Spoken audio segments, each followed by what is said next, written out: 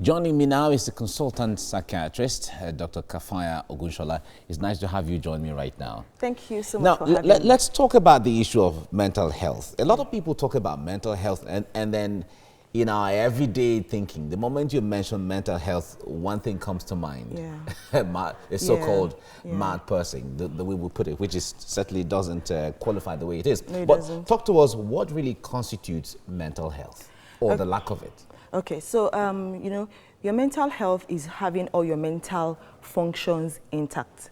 The mental domains of an individual would include areas of perception, that's how you perceive stimuli coming from the environment, your thought pattern, how you think. You know, it's interesting for, you know, when we analyze people's thinking pattern and to know how important it is, how you're thinking and how it can actually affect your behavior and your action.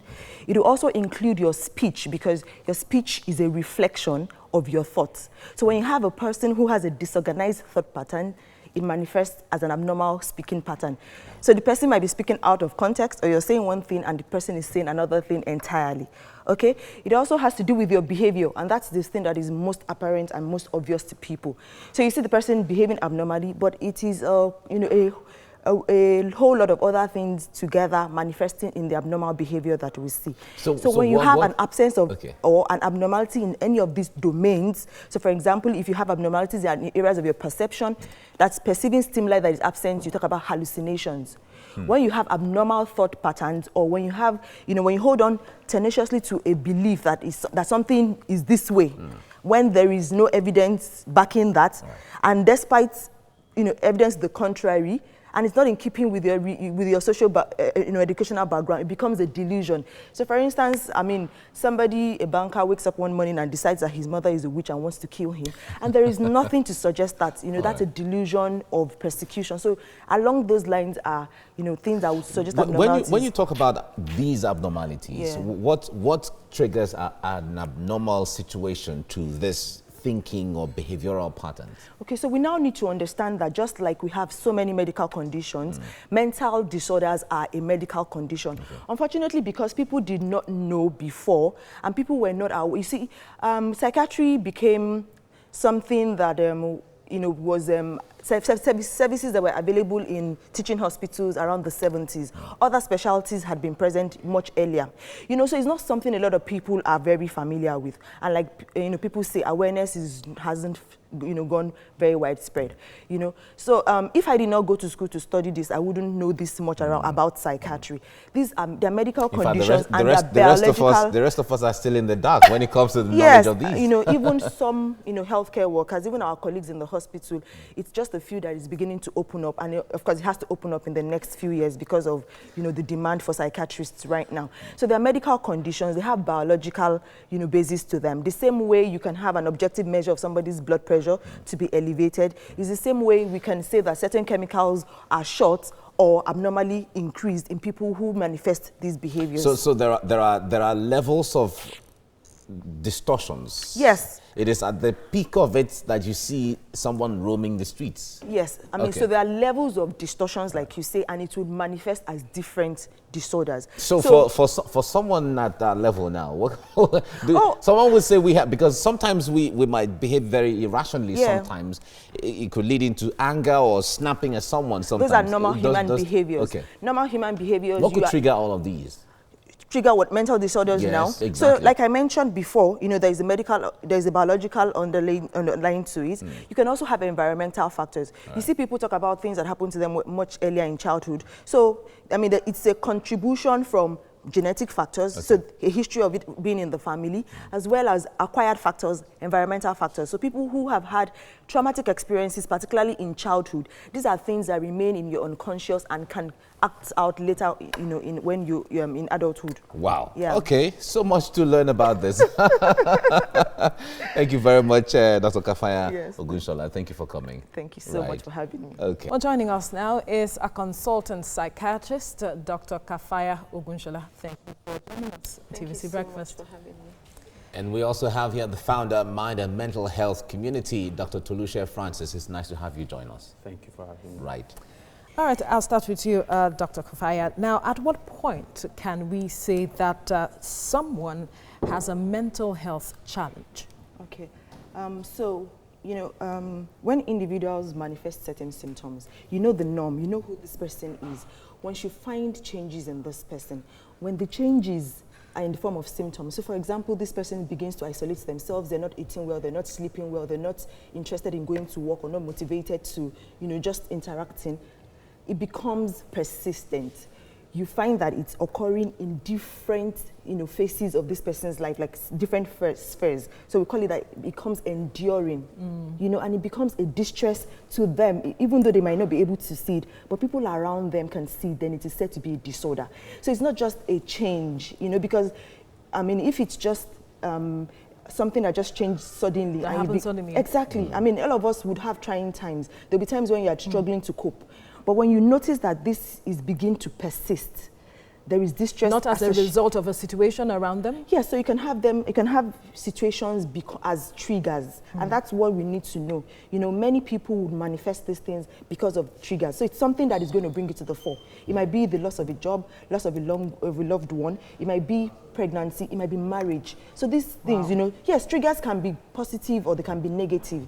Any life event that requires an individual to adjust significantly can be a stressor or a trigger, as we call it, as psychiatrists and mental health experts call it. Interesting. Yes. All right. Let me come to you, Dr. Francis. The point is, first of all, the routine or the habit of checkups is one thing Nigerians are not very gifted with, or maybe they have it and it's not something they take very seriously. Talk to us about how Nigerians are reacting to the issue of mental checkups generally. All right. So basically, I think while we pay attention to physical health, you're weak, you can't get out of bed, a lot of times people don't look at their mind health, as the case may be.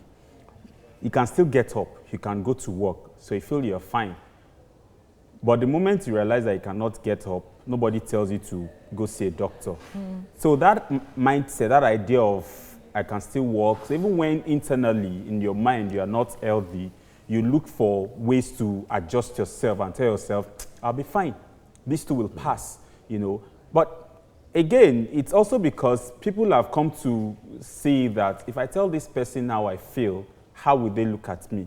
So stigmatization is one reason why a lot of people just decide to keep to themselves and then listen to music or talk to friends, tell them how they feel. Whereas, but doesn't that help? So it helps, but if you ask a number of persons why they are listening to the song they are listening to, most times the songs might have lyrics that reflect what they are going through at that moment. But are those songs uplifting? Are those songs moving you out of that state of mind that you are, or is it deepening the issue? But how about the issue of going, even if you call it secretly, to see a specialist and a doctor? Wouldn't that help? Because this is a one-on-one thing where it is not necessarily put out there. So it helps. It helps because you're able to walk in, just like what you have for HIV, where you have voluntary counseling and testing, where nobody really needs to know what you're going in for. And another thing that has come up now is you can talk to someone virtually. I mean, if you're able to walk into a clinic, you're able to walk into a treatment center or a counseling center, you can chat up someone to say, hey, I have an issue, can we talk? But how often should we actually go for checks? As often as you can, because like Dr. Kafayat said, it is not something that happens overnight. I mean, for depression, for example, arises from consistent sadness. So you've been sad consistently. So you should actually begin to pay attention to when your sadness becomes a regular thing, not until that point where you are now depressed and you cannot even do anything. All right. Let me bring Dr. Kafayat in now. Unlike regular hospitals where you go in and you can do your regular checks, perhaps your blood pressure and all of that, we rarely find that in hospitals where you get to know the state of the mental health of a patient such that you can refer them to, these treatment centers. How do we begin to bridge that gap? And also, what would it take to have a mentally aware Nigeria? Okay, so the truth is because the conversation on mental health just started gaining ground. That's why it's as though that these services are not there. They've been there. I mean, For instance, I did my residency training at the Lagos University Teaching Hospital. I know psychiatry has been there since the 70s, but it was shrouded in so much mystery and hush, hush, hush. Nobody wanted to talk about it. They've always had a clinical psychologist there. They've always had medical, social workers who also, manage life stressors and, manipulate the environment for patients. So it's not like it's a new thing. But right now, awareness has to start from you and I. But we don't have that replicated in all hospitals. Oh, we do. Not necessarily teaching hospitals. Yes. Now. Yes. There are other hospitals. Definitely. So there are private, mental health facilities. But, it's not a downside per se, but, we have to remember the cost implications of going into private psychiatry services. However, you have them. All you need to do right now is go on internet and all of these things. So what would it take to have a mentally aware Nigeria? Like I said, it's from advocacy. Yeah. And you can see that the conversation in the last 6 years was totally different from what we had, about 10 years ago. Yeah, exactly. The conversation in the last 1 year, 2 years has been really, really amped. So you can be sure that in the next 5-6 years, or even less than that, we're going to have like an explosion. So it's a gradual thing? It's a gradual thing, but this thing starts from you and I. Everybody right now, we should start talking about it and we should get comfortable talking about it. Because there is no immunity to this thing. Even the specialists were aware of that. We know that even we ourselves were not immune to these disorders. Interesting. Dr. Kafayat Ogunsola, thank you for your time on TVC Breakfast. And Dr. Toluse Francis, thank you so much for coming. Thank you so much for having us.